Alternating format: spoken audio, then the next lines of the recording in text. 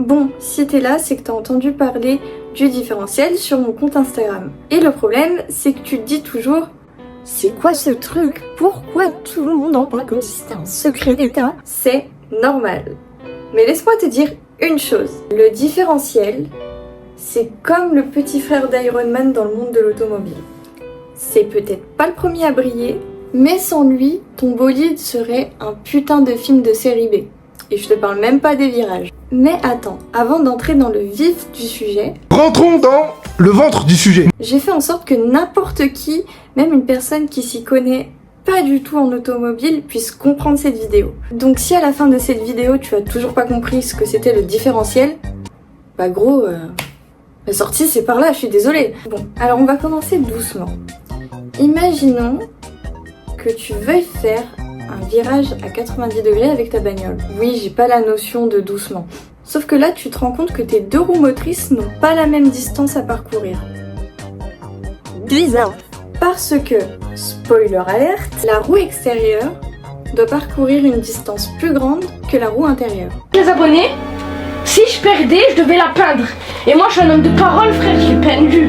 Et c'est là qu'intervient le différentiel. En gros, c'est un petit bijou qui permet à chaque roue de tourner à une vitesse différente, tout en maintenant l'adhérence et la traction sur la roue. En fait, sans lui, t'aurais une grosse perte de performance, un effet de patinage et même des risques pour la sécurité.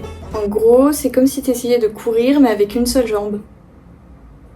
Compliqué. Et encore, je pense même que l'athlète paralympique avec une seule jambe, il te bat à la course. Tu te demandes peut-être pourquoi on appelle ça un différentiel. Eh bien, t'es bien tombé. Allez, Père Castor. Père Castor, raconte-nous une histoire. Même deux histoires. Le terme vient du latin différer, qui signifie différer. L'idée étant que la vitesse de rotation des deux roues est différente, et donc on les diffère pour faire en sorte qu'elle fonctionne de manière optimale.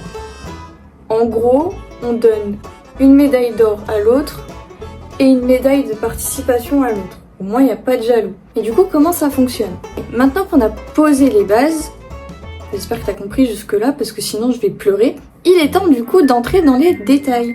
Si tu comprends pas tout, c'est que tu fais probablement partie de la team des « j'ai oublié ce qu'on faisait en physique ». Après, si ton prof c'était Heisenberg, t'avais plus de chances de toucher à la mètre qu'à toucher un différentiel. Enfin bref. Mais le tuer en danger. À qui est-ce que tu parles en ce moment?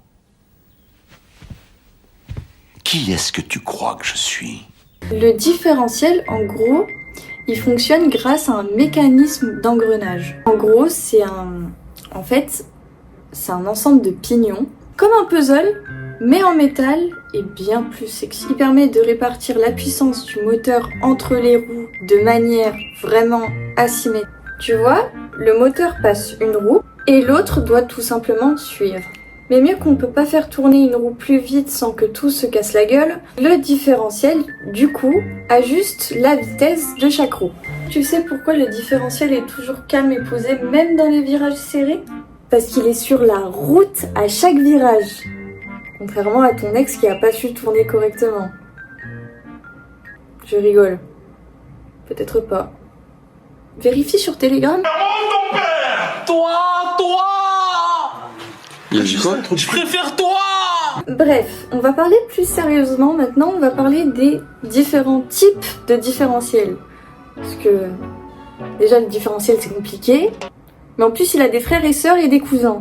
Et bien sûr c'est important de connaître ces différents types de différentiels. Pourquoi? Bah je sais pas, pour être cool en soirée ou alors pour fermer la gueule à ta belle-mère.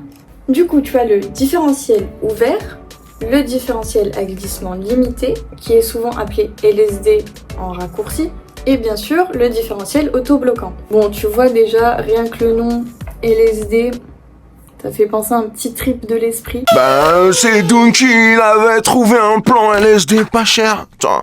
Du coup, on a dû forcer un peu trop la dose. Mais reste avec moi, on n'est pas là pour triper, t'es là pour comprendre. Le différentiel ouvert, c'est le plus basique, et il fait son job. Il permet aux deux roues de tourner à différentes vitesses, mais en cas d'adhérence comme sur du verglas par exemple, il n'est pas super efficace. Parce qu'en gros, c'est un peu comme si tu te lançais à la conquête du monde, mais avec un poney à la place d'un cheval de guerre. Le différentiel a glissement limité. Et là, ça devient intéressant parce que ce type de différentiel va répartir la puissance, enfin, en fonction de l'adhérence des roues. En gros, si une roue perd de la traction, l'autre automatiquement va compenser. En gros, c'est comme un pot de Nutella, mais pas pour tout le monde. Et puis, tu as le différentiel auto-bloquant. Un peu comme ton ami un peu trop sérieux à la salle. Lui, il bloque la roue qui patine et garde la roue qui a de l'adhérence du coup. En gros, il n'y a pas de perte d'énergie. Tout simplement, il n'y a pas de place pour les feignants. En fait, faut voir le différentiel un peu comme le TARDIS dans Doctor Who. Il semble tout petit et insignifiant, et sans lui, ton aventure dans l'espace-temps serait complètement foireuse. Ah, qu'est-ce que tu fais là? Je suis débordé. Oh, débordé, je vois, c'est comme ça que t'appelles ce que t'es en train de faire. Le TARDIS permet au docteur de s'évader, tout comme le différentiel permet à ton moteur de s'évader.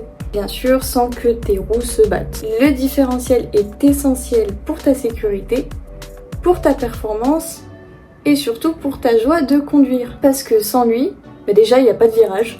Ou alors des virages plus dramatiques que les feux de l'amour. T'as quand même vite arrêté de croire en moi.